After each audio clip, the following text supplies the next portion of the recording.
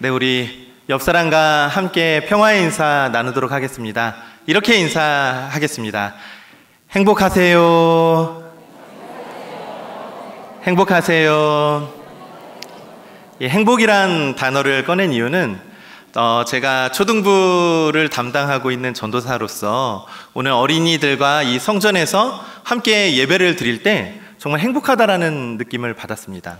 그 이유는 이 성전에 어린이들의 그러한 아름다운 찬양이 울리고 또한 부모님과 함께 예배하는 모습을 보면서 가족이란 이런 것이구나, 가족이란 이렇게 함께 행복한 마음으로 예배하는 것이구나 라는 것을 느꼈기 때문입니다. 제가 선교지의 기억을 잠시 말씀드리고 싶은데요, 어린이들에게는 우리 어른들과는 다른 깨끗한 영이 있다라고 느낄 때가 있습니다. 저도 초등부 어린이들과 함께 기도할 때 어떤 아이는 너무나도 이쁘게 두 손을 딱 모아서 무릎을 너무 반듯하게 이렇게 하면서 기도하는 모습을 보면 저 스스로도 너무 은혜를 받을 때가 있습니다. 선교지에서도 마찬가지입니다. 우리가 선교지에서 아이들을 만나고 끌어안으면서 기도를 할 때 가슴에서 뭉클함, 그러한 것들을 느낄 때가 많이 있는데, 그것은 아마도 우리 어린이들에게는 때묻지 않는 순수한 영이 가득하기 때문이 아닐까 늘 생각하게 됩니다. 저는 초등부를 담당하는 전도사로서 제가 어린이들을 바라보는 시선이 조금 다릅니다. 최대한 저도 어린이들의 눈높이에서 친구와 같은 전도사가 되려고 노력을 많이 하고요. 그러다 보니까 예배 시간에 가발도 쓰고 예수님 복장을 하면서 얘들아 내가 예수님이야 라고 하면서 연극도 하게 합니다. 이렇듯이 우리가 어른들의 입장으로 어린이들을 바라보게 되면 우리는 우리의 입장으로 어린이들을 한정 짓게 되기 때문입니다. 그렇지 않고 우리가 낮아지고 어린이들의 눈높이에 맞아서 어른이지만 어린아이 같이 행동하는 것은 굉장히 성숙한 성품이지 않나라는 생각을 합니다. 어른들은 어린이들을 향해 다음 세대의 주인공이라고 표현을 합니다. 하지만 저는 우리 어린이들을 오늘날의 주인공이라고 표현하고 싶습니다. 그래서 저는 다음 세대라는 표현보다는 믿음의 새로운 세대라고 부르고 싶습니다. 다음 세대라고 해서 그때를 위해, 그때가 되면이라는 생각으로 우리가 방심하기에는 이 시대가 너무나도 빠르게 변하고 있기 때문입니다. 시대가 참 많이 변했습니다. 요즘 자녀들 믿음의 유산을 물려주는 일이 예전처럼 쉽지 않은 시대를 우리가 살아가고 있는 것이죠. 우리 성도님들도 아마 그것이 많은 고민을 하고 있을 것입니다. 한국 교회에 성도들이 해마다 줄어드는 것 중에 심각한 문제는 신앙의 청년과 청소년들이 급격히 줄어들고 있다는 사실입니다. 우리가 다음 세대, 그래 너희는 다음 세대니까 라고 말하면서 지금 우리 어린이들을 배제하고 그래 너희들을 위해 기도할게 라는 것보다 지금 이 시대를 살아갈 수 있는 이 시대의 신앙의 모습으로 주인공이 될 수 있도록 우리가 기도하고 영적으로 보호해야 하는 것이 우리들의 자세라고 생각이 듭니다. 지금 우리 어린이들에게, 청소년들에게, 청년들에게 믿음과 신앙의 투자를 하지 않는다면 그 믿음과 신앙의 가문과 대를 잇는 다음 세대들이 점점점 사라질지도 모릅니다. 무엇이 문제일까요? 사회적으로 타락한 목회자들의 모습 때문일까요? 아니면 교회가 이 세상 문화를 쫓아가지 못해서 그러한 것이 문제일까요? 아니면 전문적인 교회 교육이 부족해서 문제일까요?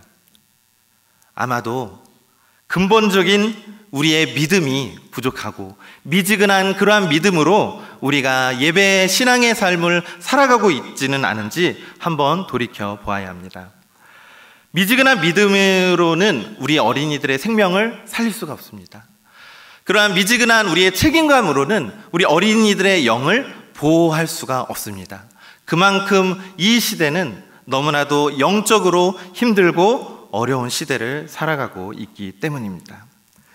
그렇기 위해서 우리가 해야 하는 일들은 우리가 먼저 성령의 충만한 은혜를 뜨겁게 받으셔야 합니다. 그래야 지금 그 은혜를 우리 자녀들에게, 청소년들에게, 청년들에게 나누어 줄 수 있기 때문입니다. 마가복음 9장 37절의 말씀은 이렇게 되어 있습니다. 누구든지 내 이름으로 이런 어린아이를 하나를 영접하면 곧 나를 영접하며 누구든지 나를 영접하면 나를 영접함이 아니요 나를 보내신 이를 영접함이니라. 예수님께서 한 아이를 안으시면서 제자들에게 하신 말씀입니다. 어린아이 하나를 영접하는 것이 하나님을 영접하는 것이며 예수 그리스도를 영접하는 것입니다. 그렇다면 지금 어린이들, 청소년들, 청년들을 우리가 영접해야 하는 것입니다. 그렇기 때문에 제가 성도님들에게 부탁드리고 싶은 것이 있습니다. 바로 교사가 되어 주십시오. 예수님께서 가르치신 것, 교사가 되었듯이 성령의 충만한 은혜를 받아 우리들도 교사가 되어야 하는 겁니다. 어떠한 특정한 것들을 가르치라고 말씀드리는 것은 아닙니다. 우리가 먼저 성령의 충만한 은혜를 받아 신앙의 본보기가 되고 신앙의 멘토들이 된다면 다음 세대들이 아니라 지금 우리의 자녀들이, 지금 우리의 청소년들이, 청년들이 그러한 우리의 모습을 보고 오늘을 살아갈 것입니다. 이제 평화의 시대가 이제 이 한반도에 계속 다가오고 있습니다. 우리가 지금 이 시대에 살아가고 있는 어린이, 청소년, 청년들을 우리가 살리지 않는다면 그들이 앞으로 나아가야 하는 북한과 그리고 또한 러시아와 유럽을 향해서 우리가 그들을 위해 복음을 들고 나아갈 수 있도록 우리가 합력해서 기도하는 모든 성도님들이 되기를 간절히 소망합니다. 오늘 설교의 제목을 아버지의 모든 것이라고 정해 보았습니다.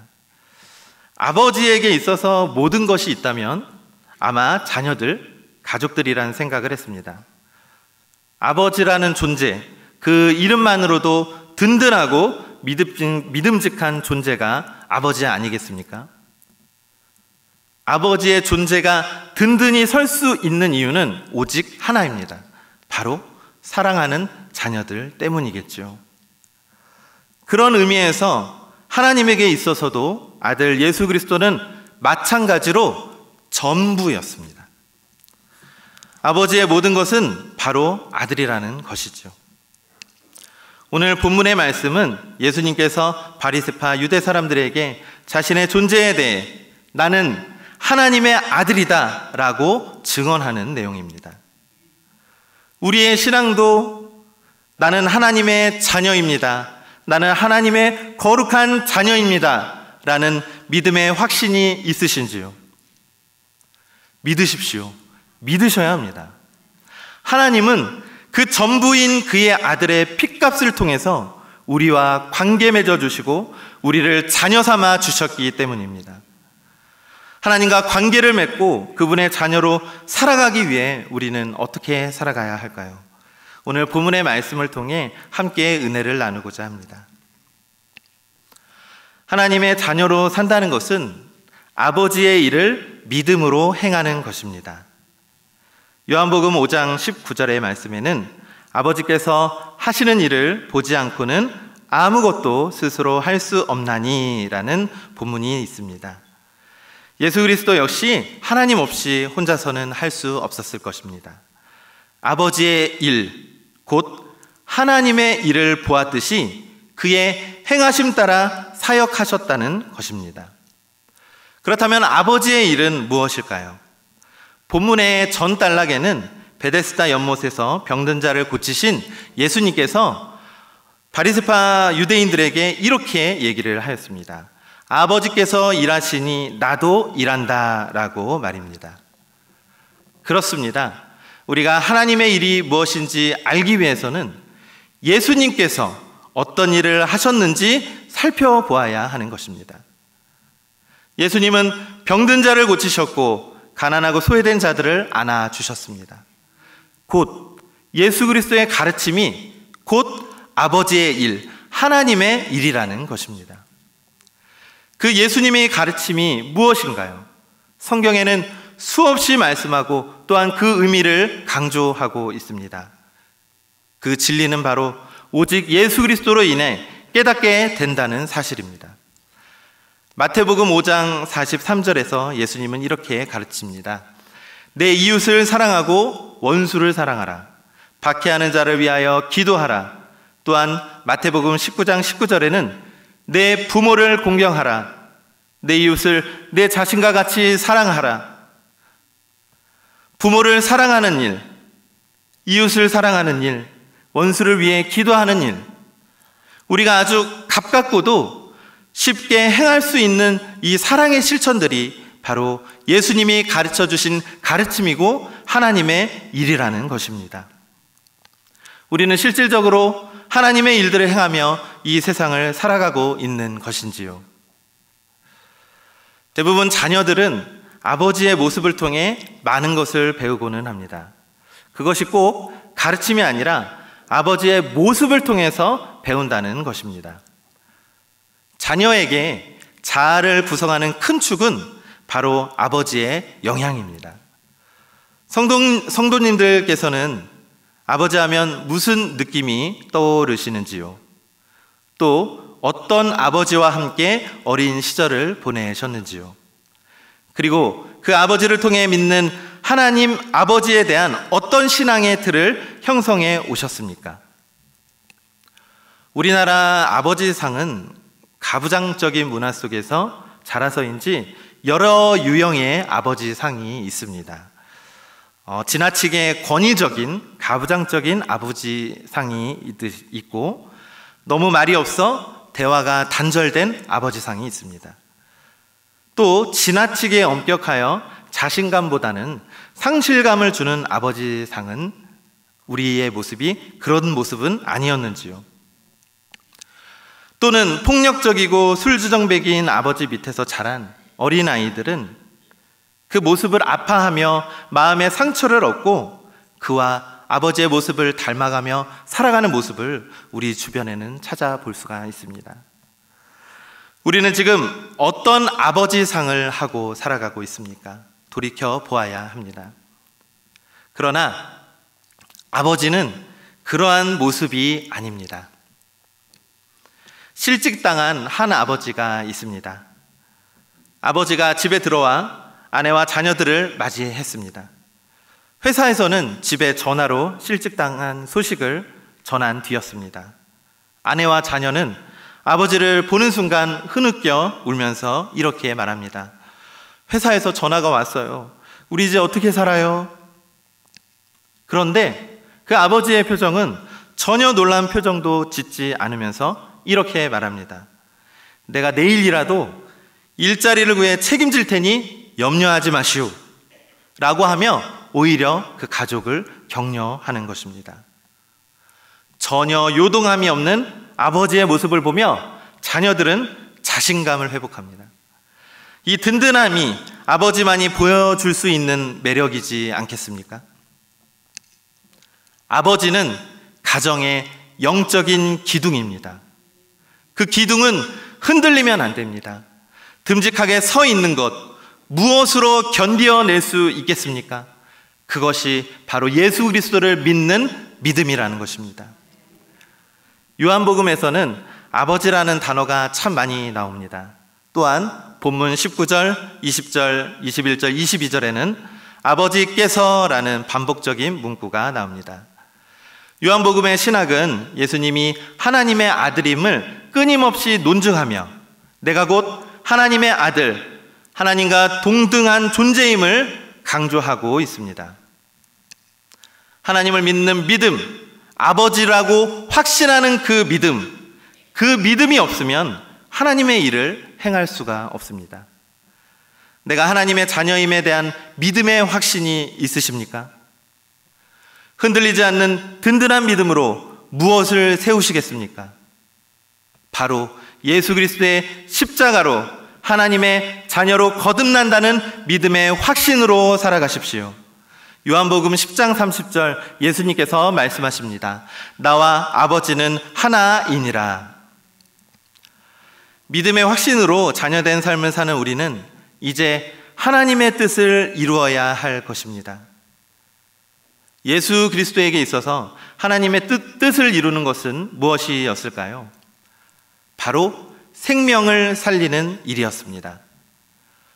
본문 5장 26절에는 아버지께서 자기 속에 생명이 있음 같이 아들에게도 생명을 주어 그 속에 있게 하셨고, 태초에 하나님께서 우리에게 생명을 기운을 넣어주신 것처럼 우리가 아버지의 영으로 생동하고 살아가고 계신지요. 성경에서 보면 하나님을 아버지로 묘사하고 있습니다.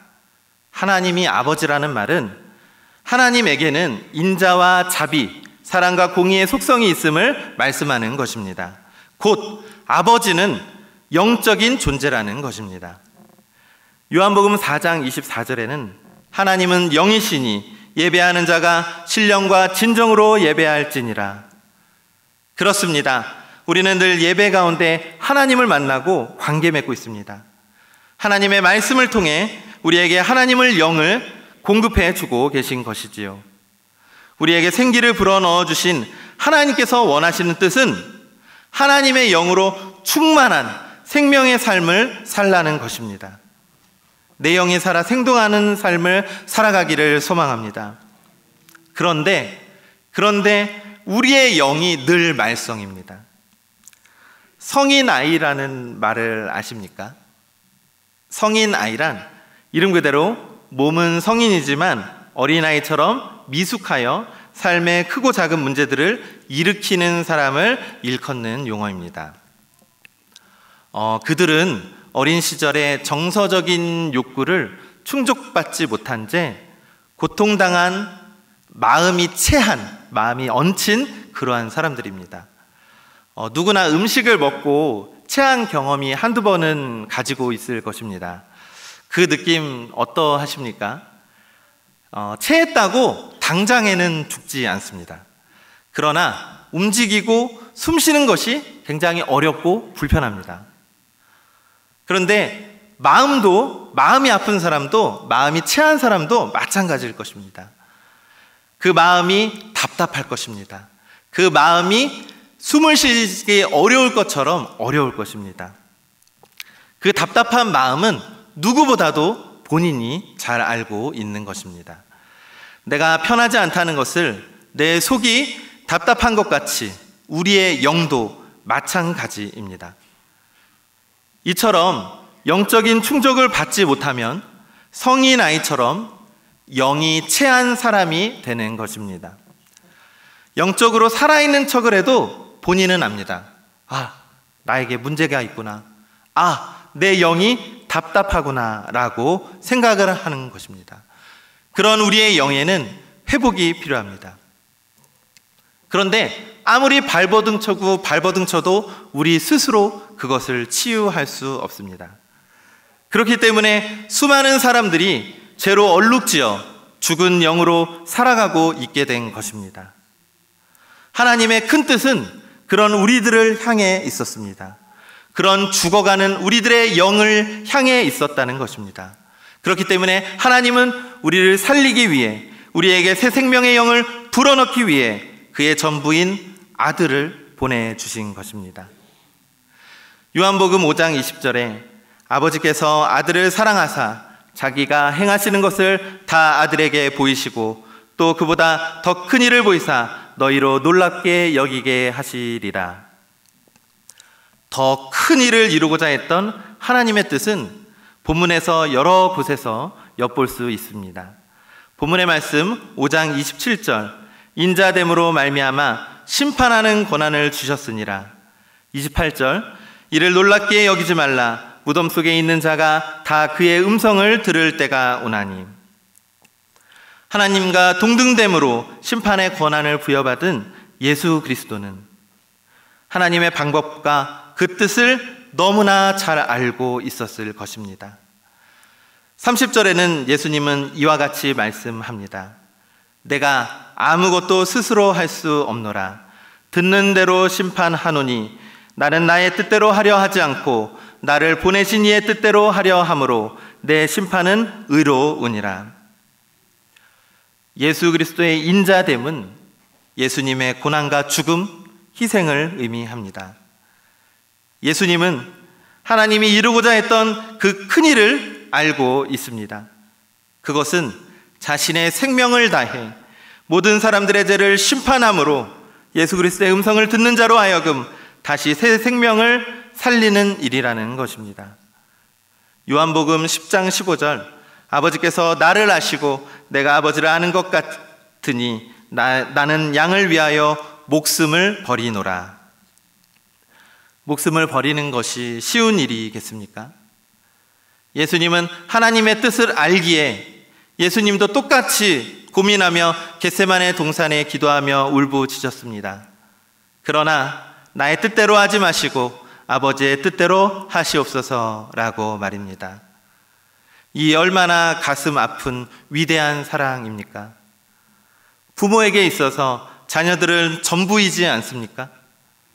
아버지에게 있어서 아들은 전부였던 것처럼 하나님은 전부인 그 아들을 우리를 위해 그 뜻을 이루게 하신 것입니다.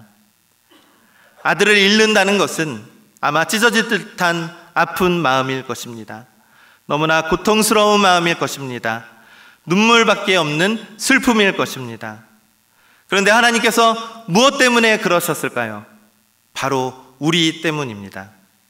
우리를 너무나도 사랑하시기 때문입니다. 그렇다면 우리에게 하나님의 뜻을 이루는 것은 어떤 의미이겠습니까?